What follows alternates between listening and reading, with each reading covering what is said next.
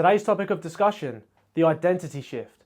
This is series 2 in the Listen to Me When journey, following on from the foundations that we were discussing in the previous series, where I just did a recap on the hub video, showing how each of those pillars from self-awareness, self-sabotage, self-belief, confidence, all can be compiled together to contribute to the growth that you are looking to seek in your life. So now this series is focusing on the actual shift in identity you need to make from building on those foundations that we have just discovered how to build in the first place. So now we're going to dive deeper into the identity shift that isn't only temporary, but is long lasting. So now let's be honest. When it comes to identity, you've already tried to change. Maybe more times than you'd even like to admit. You've set the goals, built the routines, downloaded all of the apps. You've started the morning rituals and you've gone and read all of the self-help books. And for while it works, life happens. The pressure starts to hit. You'll have a bad week, a bad day, and then you're back to exactly where you were before you then started. And somewhere in the back of your mind, there's a voice that says, maybe I'm just like this. Maybe this is just who I am.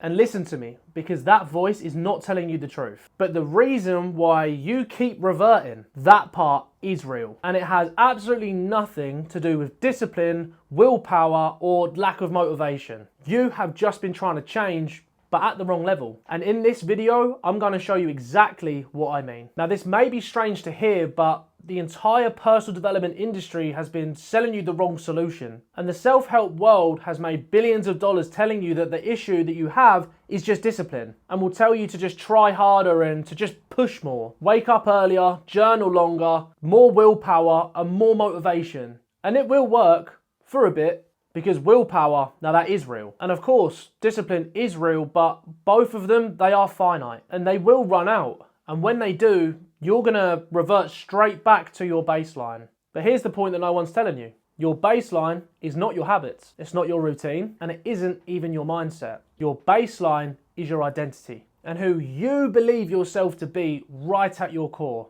And until that changes, every habit and every goal, it's just like having scaffolding on a foundation that hasn't moved. And the reason why those behavioural changes never last is not because you are weak. It's because you've been trying to change the output without changing the source. So your behaviour, it follows your identity always. And you don't rise to your goals, you fall to your identity. And all the discipline in the world, it's not going to change where you fall if the identity underneath hasn't yet shifted. So your identity isn't your personality, and it's also not your history. And it's not the story you've been telling people about yourself for years. Identity is the collection of beliefs that you hold about who you believe you are. The quiet answers to the questions that you've never consciously asked yourself. Am I someone who finishes things? Am I someone who deserves this? Am I even someone who can actually do this? Am I someone who exercises? Or am I someone who even earns that kind of money? You answer those questions every single day, but not with your words, but with your actions. And every decision you make is either a confirmation or a contradiction of those beliefs. But the problem is, most people have actually never analysed the answers that they're running on. They've inherited them from their upbringing, their environment, and from the feedback they've got from growing up. Or maybe even experiences that have actually shaped them. And those answers are now running their life on autopilot. So you're not actually choosing your behaviour as freely as you think. So your identity is the operation system that your life runs on. You can go and download all of the apps you want, for better habits, better goals, better routines. But if the operating system underneath hasn't yet been updated, nothing is going to run properly for very long. So an example of the programming you're running off is almost as if you have the latest iPhone, you've gone for an iPhone 17, but it's running off of iOS 7, a program that was developed years and years and years before the phone come out. You have got the phone with the intention of upgrading, with having more efficiency, better speed, working at a higher operating system, but the phone wouldn't be worth as much to you if it was operating from a system that was developed 10 plus years ago.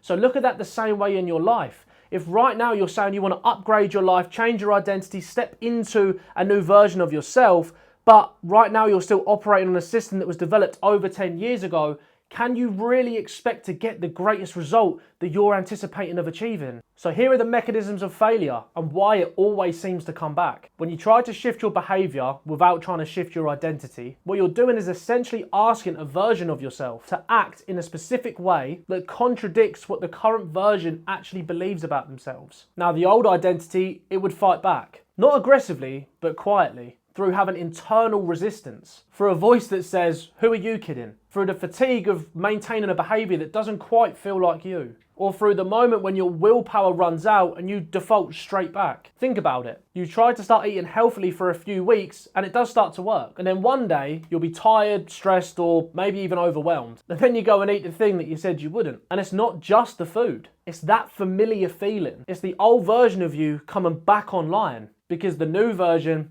it wasn't properly installed. Or you try to start exercising consistently and you start to do it, but only for a few weeks. And then you'll miss that one session and the old story activates again. The voice in your mind that says, "See, I knew this wasn't really me." And missing that one session becomes missing a whole week. But that's not weakness. That's the gravity of identity reminding you that you haven't actually reached it yet, pulling you back. So you're not failing because you're undisciplined. You're failing because you're asking a version of yourself that doesn't believe they are the person who does this or keep doing this. The identity, it has to shift first. Then the behavior will follow. So as always, to give a little bit of context about myself and where I have truly experienced the identity shift from everything I've already discussed on how it will show up and the fact it's not lack of discipline and it's not just lack of motivation, but where I tried to jump from where I was to where I wanted to be, and I kept finding myself stuck in the same cycle.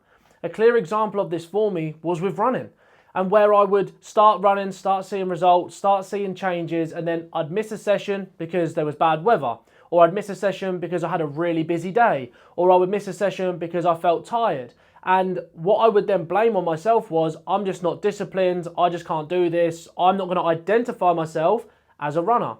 So what system did I have to put into place to make that internal shift?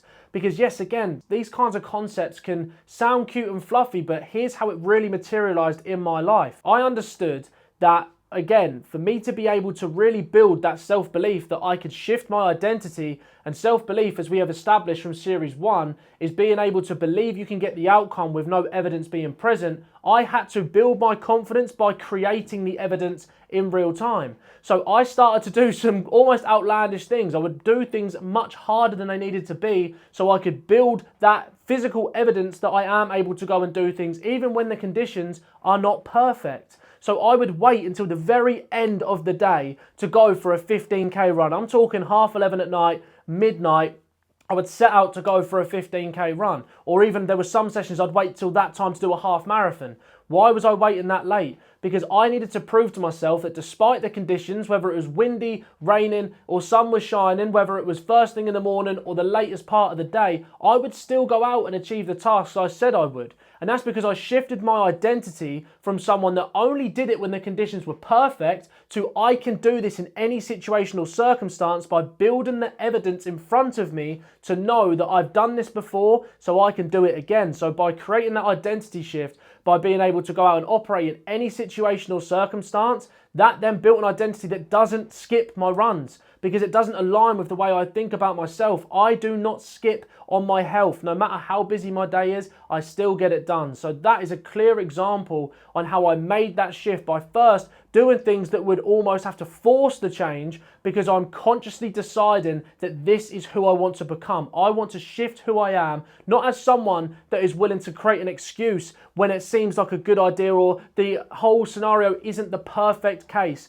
But I'm going to get it done anyway by proving to myself that I can do it through creating the evidence of taking the action. So the day that everything shifted wasn't the day that I just shifted my goals or set a better routine. It was the day that I genuinely started to believe that I was somebody different. And not just performing it, but truly believing it. And that's the bottom line. And everything in this series is about helping you find yours. So here's 3 things about identity change and how they each have to work together. Number 1.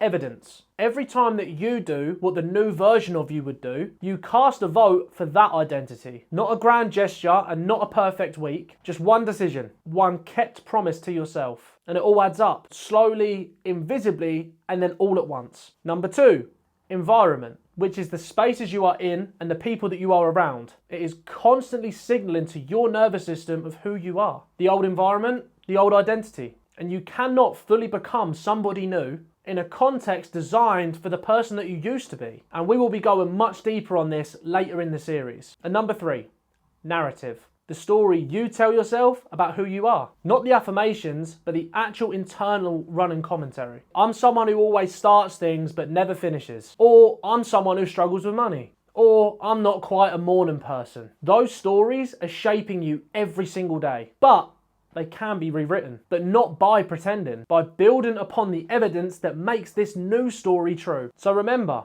your identity, it doesn't change in a moment. It changes in 1,000 small moments that you barely notice, compounding underneath the surface until one day you wake up and you realize the person that would have made the old decision isn't quite who you are anymore. So listen to me when you keep reverting back to the same person, because you're not broken and you're not undisciplined. You're still running on an operating system that just hasn't been updated yet. And every time you've tried to change the behavior without changing the identity beneath it, you've been doing the hardest possible part of the work with the smallest possible part of return. But the good news is the real work is much simpler than what you've been trying. It's slower and it's much less dramatic. And it doesn't look like a breakthrough. It looks like 1,000 small decisions in the direction of who you are becoming, until who you're becoming becomes who you are. And that's what this series is all about. Every video from here will build upon this one, the identity gap. It's the world around you and how to really activate the new version before you even feel like them, and how to hold it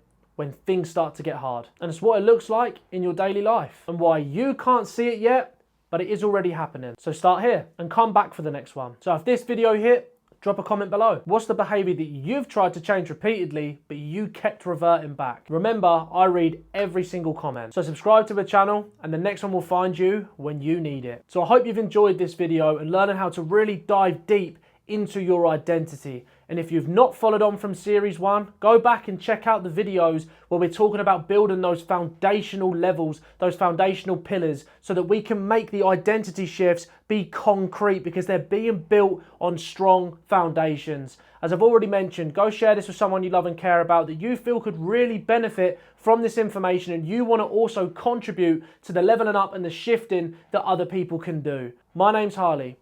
Do the work, trust the process, and I'll see you in the next one.